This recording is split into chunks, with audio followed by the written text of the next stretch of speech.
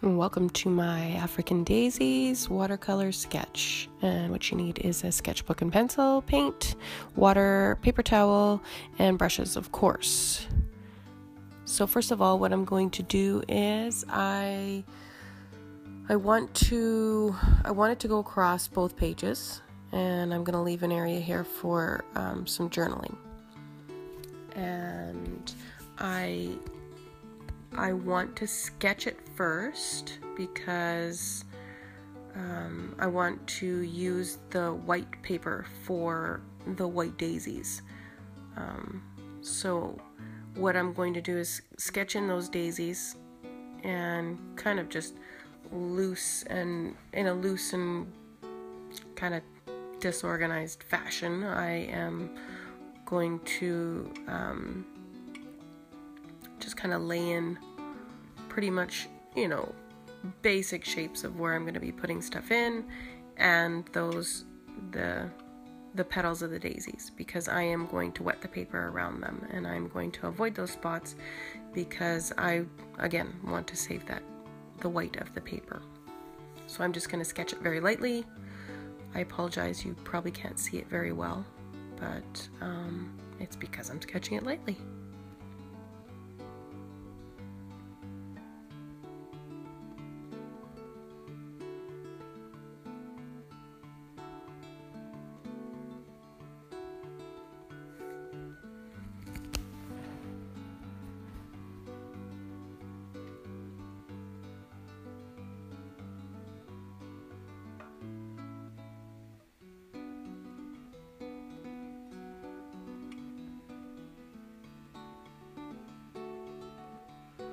And once I've got all my basic shapes laid in, then what I am going to do is I will start wetting the paper. And I am not going to be super fussy about how I wet it, other than the fact that I do not want to wet it anywhere that the flower petals are going to be. So everywhere else I'm going to be super sloppy and just really get it good and wet. But wherever the flowers are, I'm going to be very particular and kind of really go around those petals.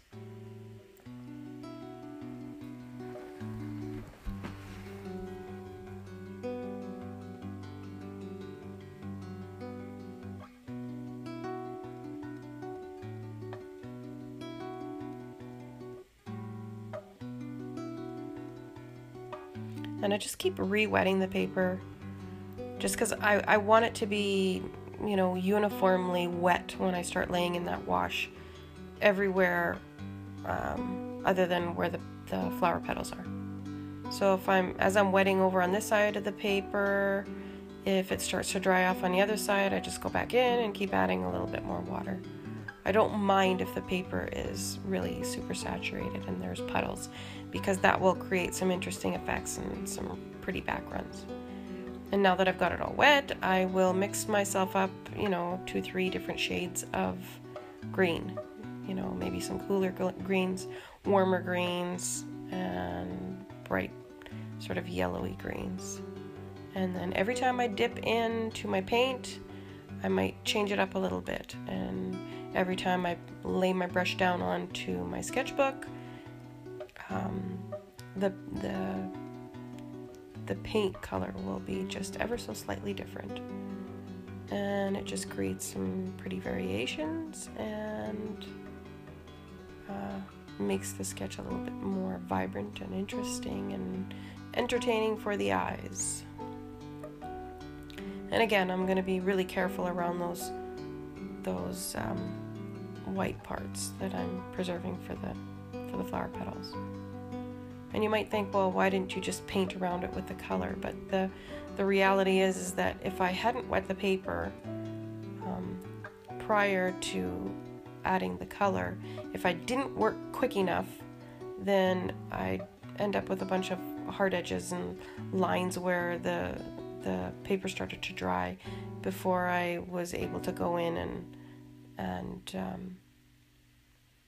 add more color to the wash.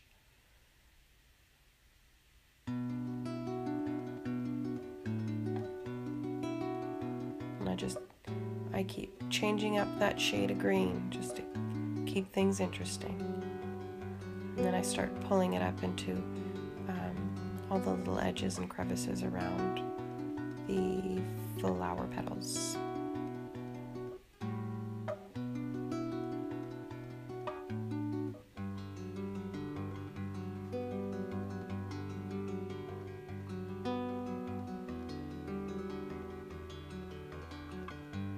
And I'm just laying in the pot shape right now.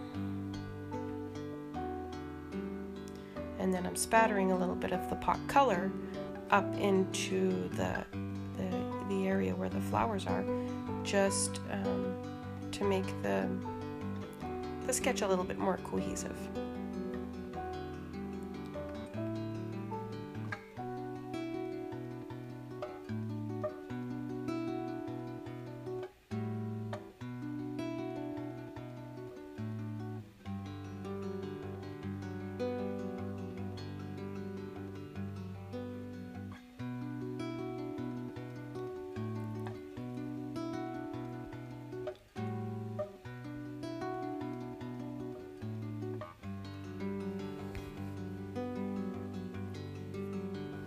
And I just have a little bit of a finer tipped brush now so that I can really pull the colors down into the little areas between the petals, the flower petals.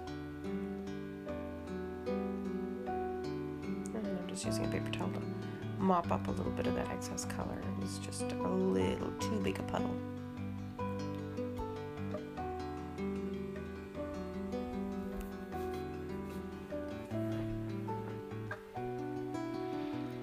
And I just keep adding color, dropping it in to get some variation in values. So I've got some lighter areas and some darker areas. And basically what I'm doing here is I'm laying in a foundation for my sketch so that, like, I sort of work in this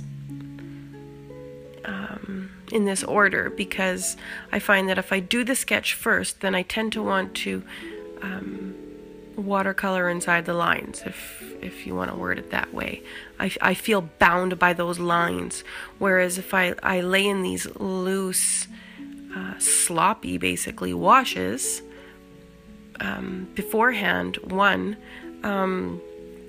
if I have any compositional issues, I can sort them out in these initial washes, and so I have a little bit of leeway in moving things around. And when I lay that wash down and I can see, you know, it's just not laid out right, well, then I can kind of mop it up or just lay in some more color and sort of smoosh things around a little bit before I actually commit to the hard black lines of the sketch.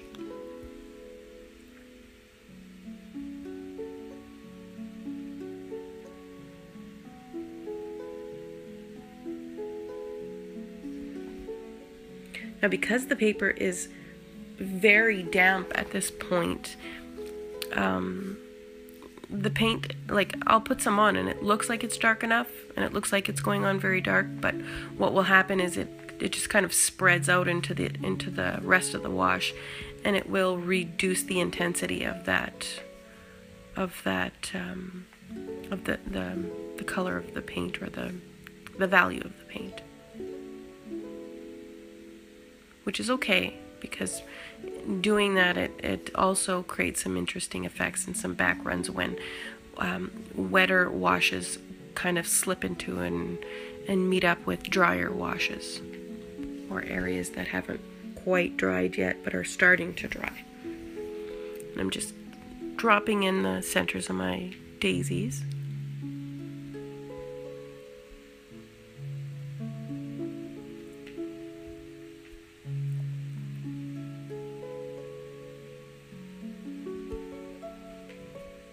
And then at this point, I'm about ready to just let this initial wash dry, and then once it's dry, I will reevaluate the values and decide where I need to add a little bit more detailing, because I don't want to add too much details. I don't want to, I don't want to make it too chaotic or have too much going on. So I will just add in just a few areas of darker washes in a second layer, just to add a little bit of detailing.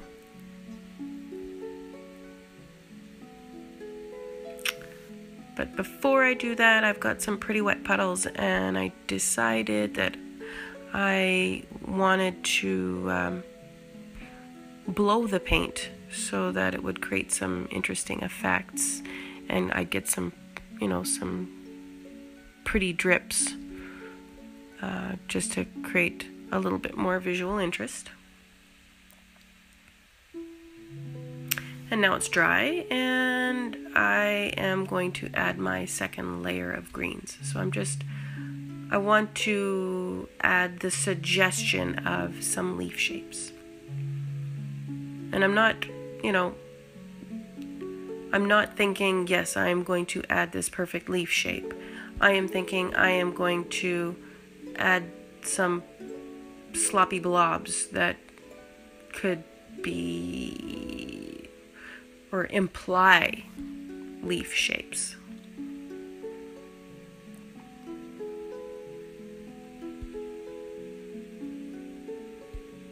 And like for a beginner, you would look at that and you think, well, it's, wow, I know what I'm doing, or I'm just that good at creating leaf shapes, whatever. No, not really. I'm just being sloppy.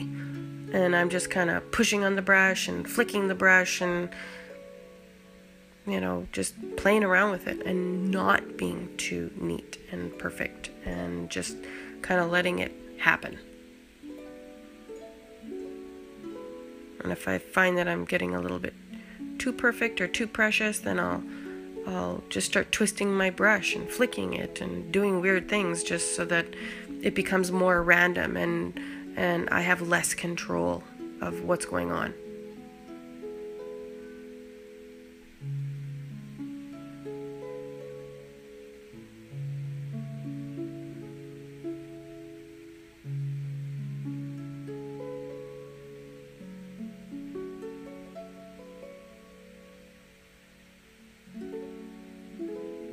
And again, I'm using my little twisting action.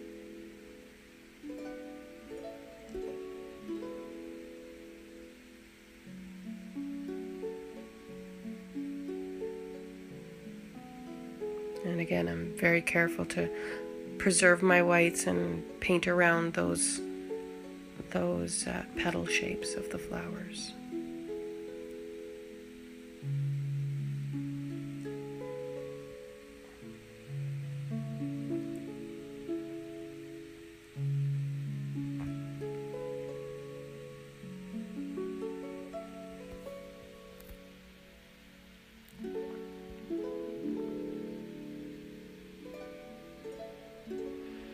And I'm just adding a little bit of shadow area to one side of the pot here. Not being neat and fussy and prissy and perfect. Just kind of slopping it on.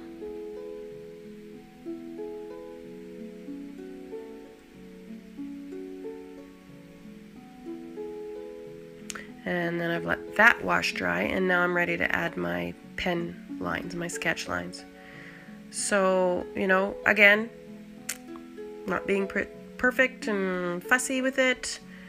I'm just adding a few details. I'm carving out those petal edges.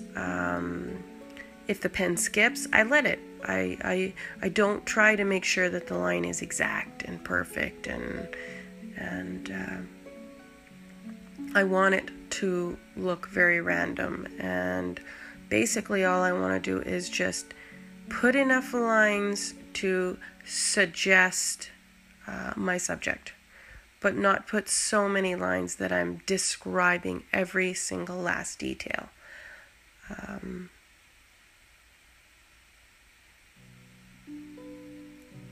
I find personally, I mean, everybody has their own style and their own way of doing things, but for me, I like having that kind of relaxed and informal, or basically leaving a little bit to suggestion.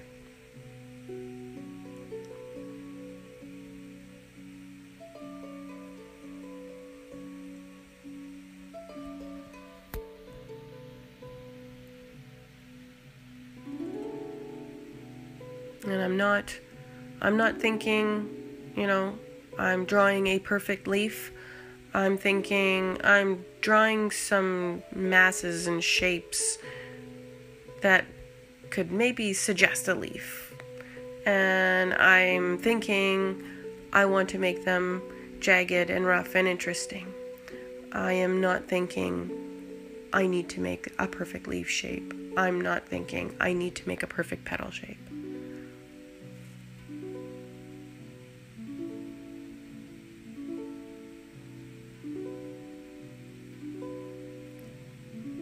And if you get a really good close-up look of my sketch lines, which I'll show you, you will see that I am not actually, being super duper fussy about where I'm putting those sketch lines. I am not following the exact edge of, where I painted, the painted edge.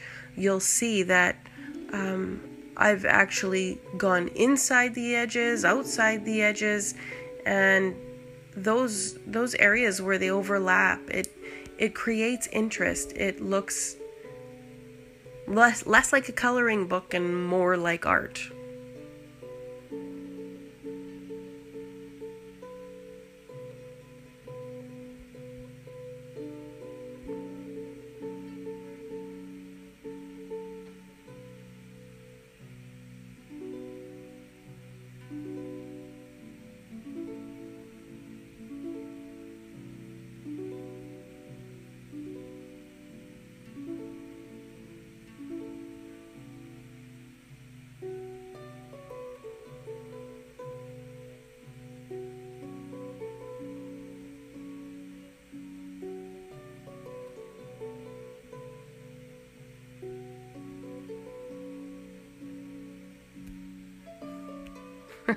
I'm just noticing in the video the little tiny corner up in the right hand corner.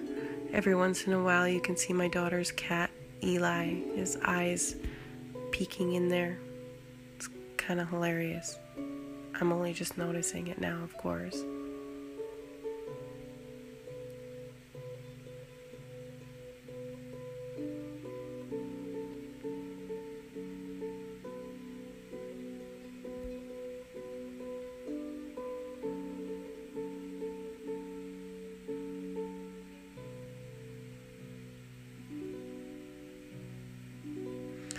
Okay, so I just want to add a few more little details with paint.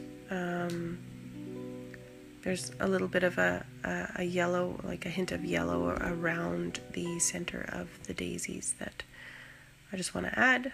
And I will probably also, or I know I am going to also,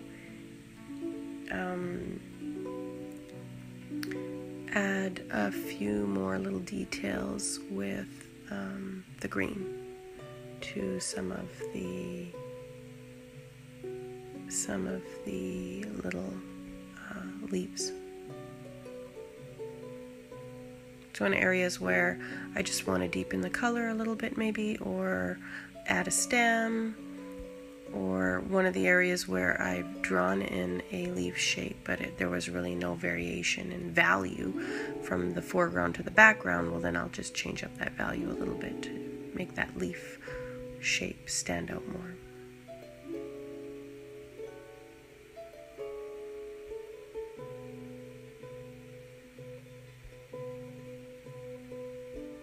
And that's it. And my journal is ready for some actual journaling. But my daisies are there, and I hope you enjoyed it, and I hope it encourages you to go out and try doing some watercolor sketching, because it's fun.